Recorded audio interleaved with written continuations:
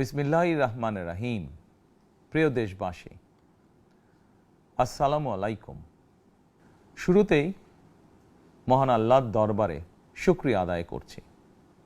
হাজারো শহীদের প্রাণের বিনিময়ে আমরা দেশ এবং জনগণের স্বাধীনতা, সার্বভৌমত্ব রক্ষা করতে পেরেছি।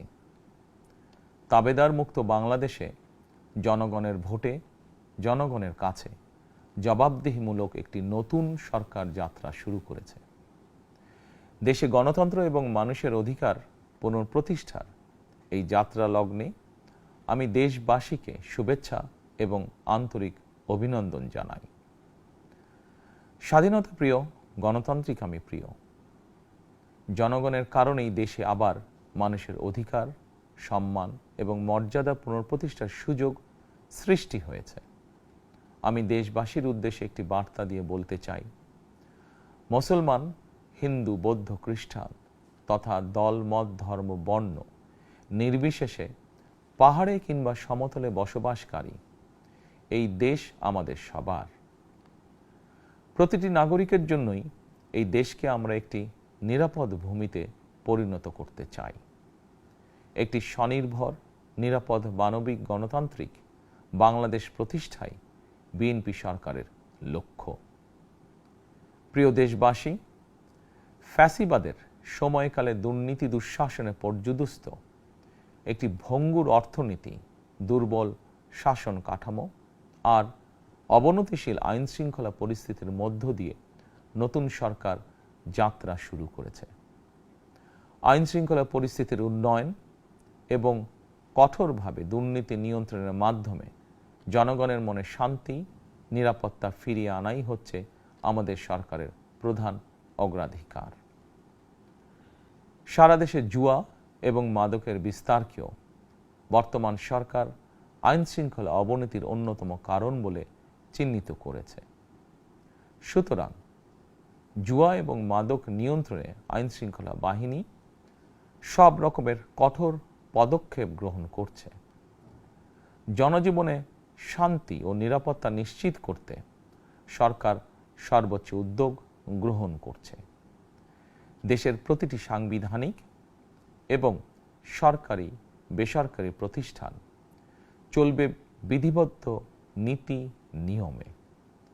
দলীয় কিংবা রাজনৈতিক প্রভাব, প্রতিপত্তি অথবা জোর জবরদস্তি নয়।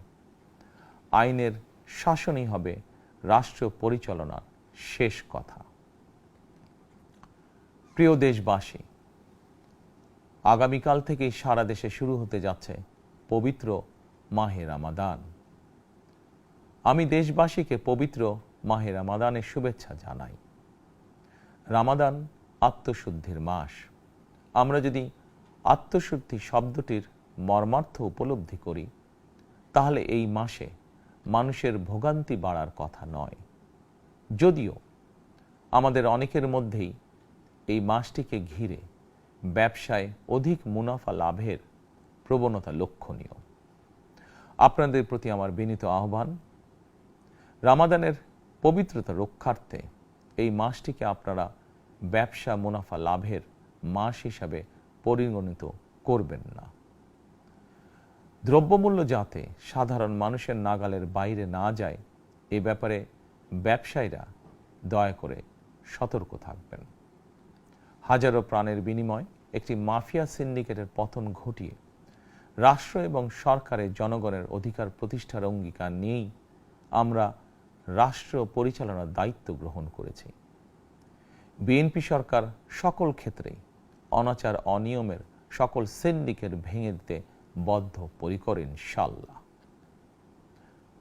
ক্ষুদ্র, মাঝারি কিংবা ছোট বড় সকল ব্যবসায়ীদের প্রতি বর্তমান সরকারের দৃষ্টিভঙ্গি সহজ এবং স্পষ্ট। বর্তমান সরকার ব্যবসায়ী এবং ক্রেতা সাধারণ উভয় স্বার্থ রক্ষা করেই প্রয়োজনীয় পদক্ষেপ গ্রহণ করতে চায়। সুতরাং সরকারের পক্ষ থেকে কী ধরনের উদ্যোগ গ্রহণ করলে বাজার পরিস্থিতি নিয়ন্ত্রণে থাকবে কিংবা ক্রেতা বিক্রেতা উভয়েরই স্বার্থ রক্ষা হবে, এ ব্যাপারে আপনাদের যে কোনো ধরনের পরামর্শ কিংবা অভিযোগ শুনতে সরকার প্রস্তুত। ক্রেতা বিক্রেতা গ্রহীতা, এই সরকার সকলেরই সরকার। এই সরকার আপনাদেরই সরকার। আপনারাই ভোটের মাধ্যমে এই সরকারকে রাষ্ট্র পরিচালনার দায়িত্ব দিয়েছেন। আপনারাই এই সরকারের শক্তি। প্রিয় দেশবাসী, পবিত্র রমাদান মাসে রোজাদারগণ বিশেষ করে ইফতার, তারাবি, সেহরি এই সময়গুলোতে নিরবিচ্ছিন্নভাবে গ্যাস, পানি ও বিদ্যুৎ সরবরাহ পেতে চান। এই বিষয়টি নিশ্চিত করতে এরই মধ্যে আমি সংশ্লিষ্ট কর্তৃপক্ষকে নির্দেশনা দিয়েছি। অপচয় রোধ করে কৃচ্ছ্রতা সাধন প্রতিটি মুসলমানের ঈমানি দায়িত্ব। অফিস আদালতে বিনা প্রয়োজনে কিংবা প্রয়োজনের অতিরিক্ত গ্যাস, বিদ্যুৎ, পানি খরচের ব্যাপারে সচেতনতা অবলম্বন করাও ইবাদতেরই অংশ বলেই আমি মনে করি। দেশের সকল সরকারি বেসরকারি কর্মকর্তা কর্মচারী এবং জনসাধারণের প্রতি কৃচ্ছ্রতা সাধনের আহ্বান জানানোর আগে আমি সরকারের মন্ত্রী এবং বিএনপি সংসদ সদস্যদেরকে দিয়েই একটি দৃষ্টান্ত স্থাপন করতে চেয়েছি। বিএনপির সংসদীয় দলের প্রথম সভাতেই আমরা সিদ্ধান্ত নিয়েছি, বিএনপি থেকে নির্বাচিত কোনো সংসদ সদস্য সরকারি সুবিধা নিয়ে ট্যাক্স ফ্রি গাড়ি আমদানি করবেন না এবং প্লট সুবিধাও নেবেন না। আমি আপনাদের সামনে বলেছিলাম, রাষ্ট্র পরিচালনার সুযোগ পেলে বিএনপি সরকার মহানবীর ন্যায়পরায়ণতার আদর্শ অনুসরণ করবে। আমি মনে করি বিএনপির সংসদীয় দলের এই সিদ্ধান্ত ন্যায়পরায়ণতার আদর্শেরই একটি অন্যতম প্রতিফলন। প্রিয় দেশবাসী, বিভাগীয় শহরগুলিতে বিশেষ করে রাজধানী ঢাকায় যানজট অত্যন্ত নিয়ন্ত্রণহীন। হাটে মাঠে ঘাটে, অফিস আদালতে জনগণের ভোগান্তির শেষ নেই। জনজীবনের নানা ক্ষেত্রে জনদুর্ভোগ লাঘব করা না গেলে জনমনে স্বস্তিও ফিরবে না। রাজধানীতে জনসংখ্যার চাপ কমাতে বিকল্প ব্যবস্থা গ্রহণ করা জরুরি হয়ে পড়েছে।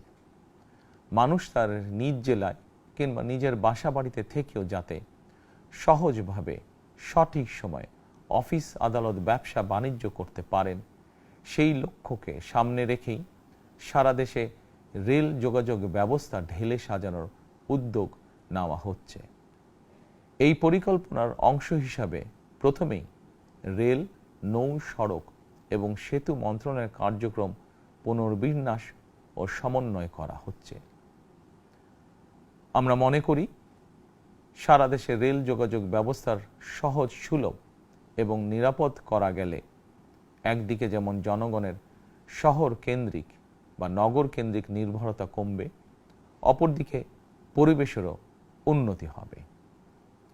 প্রিয় দেশবাসী, আমাদের চারপাশে সমস্যার শেষ নেই, তবে সমস্যার পাশাপাশি সম্ভাবনাও কিন্তু কম নয়। আমাদের বৃহৎ জনগোষ্ঠীকে যদি আমরা দক্ষ জনশক্তিতে রূপান্তরিত করতে পারি, তাহলে এই জনসংখ্যাই হবে আমাদের জনসম্পদ। আমরা নিজেদেরকে দক্ষ করে গড়ে তুলতে পারলে শুধু বাংলাদেশই নয়, বিশ্ব বাজারও আমাদের জন্য উন্মুক্ত। তথ্য প্রযুক্তির সিঁড়ি বেয়ে বিশ্ব এখন কৃত্রিম বুদ্ধিমত্তার যুগে প্রবেশ করেছে। প্রযুক্তির এই প্রতিযোগিতামূলক বিশ্বে সম্মান এবং স্বচ্ছতার সঙ্গে টিকে থাকতে হলে আমাদেরকে কোনো না কোনো একটি বিষয় বা কাজে পারদর্শী হতে হবে। দেশের কোটি কোটি শিক্ষার্থী এবং তরুণ যুবশক্তির উদ্দেশ্যে বলতে চাই, মেধায়, জ্ঞানে, বিজ্ঞানে নিজেদেরকে যোগ্য করে গড়ে তোলার জন্য যত রকমের সহযোগিতা দেওয়া যায়, সব রকমের সহযোগিতা দিতে বর্তমান সরকার প্রস্তুত।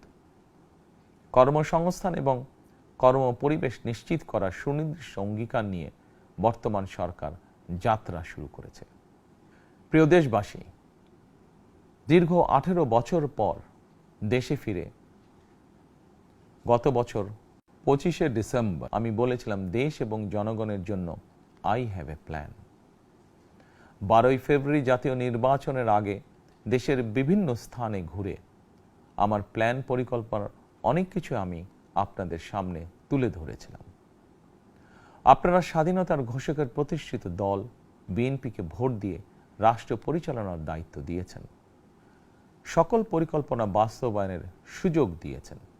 এখন এই সুযোগকে কাজে লাগিয়ে সকল অঙ্গীকার পূরণ করার দায়িত্ব বিএনপি সরকারের।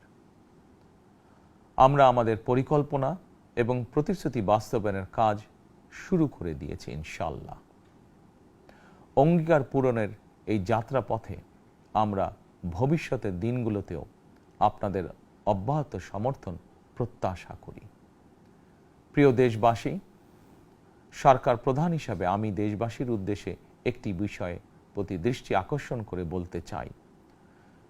নবগঠিত সরকার গঠনের সুযোগ দিতে যারা বিএনপিকে ভোট দিয়েছেন কিংবা দেননি অথবা কাউকেই ভোট দেননি, এই সরকারের প্রতি আপনাদের সবার সমান অধিকার।